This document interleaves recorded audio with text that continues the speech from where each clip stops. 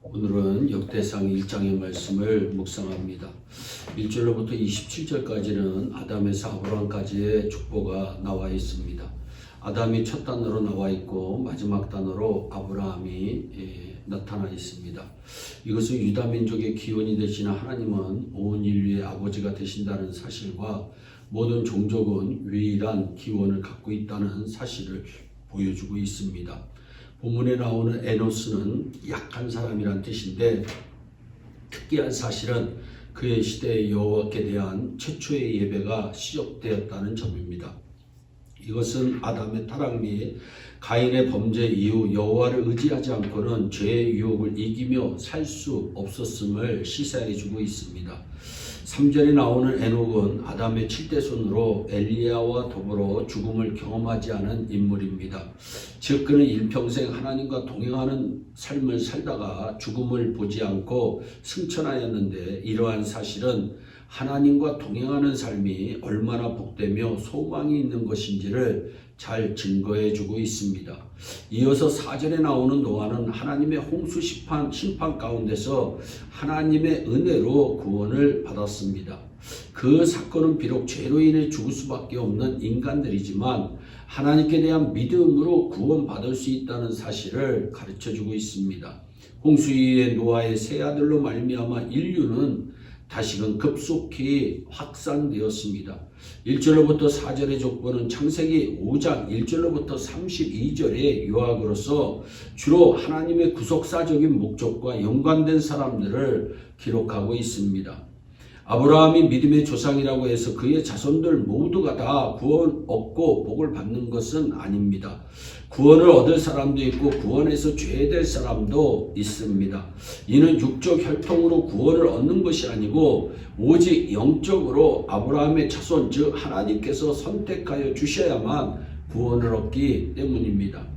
본문 24절로부터 31절에서는 이스마엘의 아들들의 이름이 나옵니다. 이스마엘은 하나님께서 아브라함에게 약속하신 아들이 아니고 아브라함의 나이 85세가 되도록 무자함을 지켜보던 사라가 초조하여 그의 종 하갈을 아브라함에게 촉으로 주어 그로 통하여 낳은 아들입니다. 아들을 낳기는 낳았지만 약속의 아들이 아닙니다. 그로 인하여 사라와 하갈 간의 사이가 좋지 아니하여 결국은 그 가정에서 오늘에 이르기까지 종교 전쟁의 불씨를 심게 된 것입니다.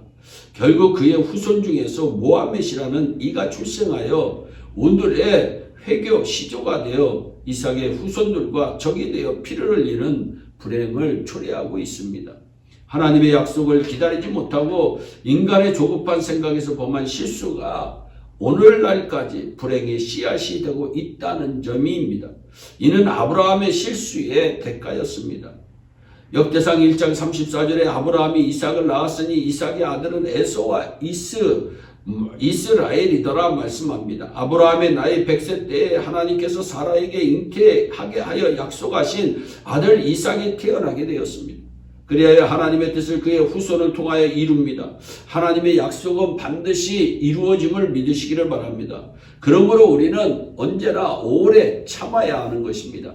히브리서 기자는 말하기를 하나님이 아브라함에게 약속하실 때에 가르쳐 맹세할 자가 자기보다 더 큰 이가 없으므로 자기를 가르쳐 맹세하여 말합니다. 내가 반드시 너를 복주고 복주며 너를 번성케 하고 번성케 하리라 하셨더니 저가 이같이 오래 참아 약속을 받았느니라 말씀합니다.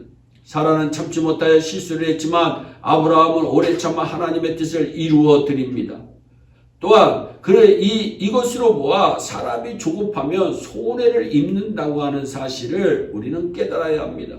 35절에서의 아들은 엘리바스와 루엘과 여우수와 알람과 고라요라고 말씀합니다. 에서는 야곱의 장자로 태어난 자입니다. 그런데 그는 하나님의 복을 거절하여 나중에 복을 받고자 눈물을 흘렸지만 아무 소용이 없었습니다. 그는 하나님의 복에 대해서는 별 관심이 없고 오직 물질에만 관심이 있었습니다.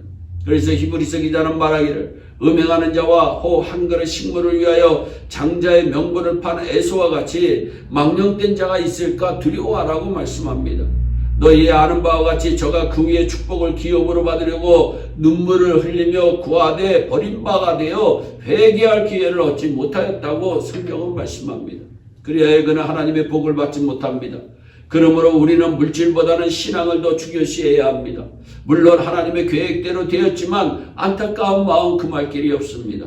아브라함은 믿음이 좋은 인물입니다. 아브라함의 생애를 통해서 구원은 가족이나 교파 단위로 얻어지는 것이 아니고 오직 개인 단위로 이루어지는 것을 알 수가 있습니다. 그렇다고 해서 자기 자신만 위하고 자녀들에게, 가족에게 무관심할 수는 없습니다. 아브라함 같은 위대한 믿음의 소유자도 자식들의 구원 문제에 대해서는 자신할 수 없었지만 중요한 것은 부모는 자녀를 위하여 끊임없이 기도해야 한다고 하는 사실입니다. 저와 여러분들이 언제나 믿음의 조상 아브라함을 따라가는 신앙으로 날마다 복된 인생 되시기를 주 예수 그리스도의 이름으로 축원합니다. 기도하겠습니다. 사랑의 하나님 참 감사합니다. 아브라함의 믿음의 아버지 하나님 잘 신앙의 유산을 물려받는 우리 모두가 되기를 간절히 소원합니다. 아브라함처럼 믿음으로 행하여 복받게 하여 주옵소서. 감사하고 예수님의 이름으로 기도하옵나이다. 아멘.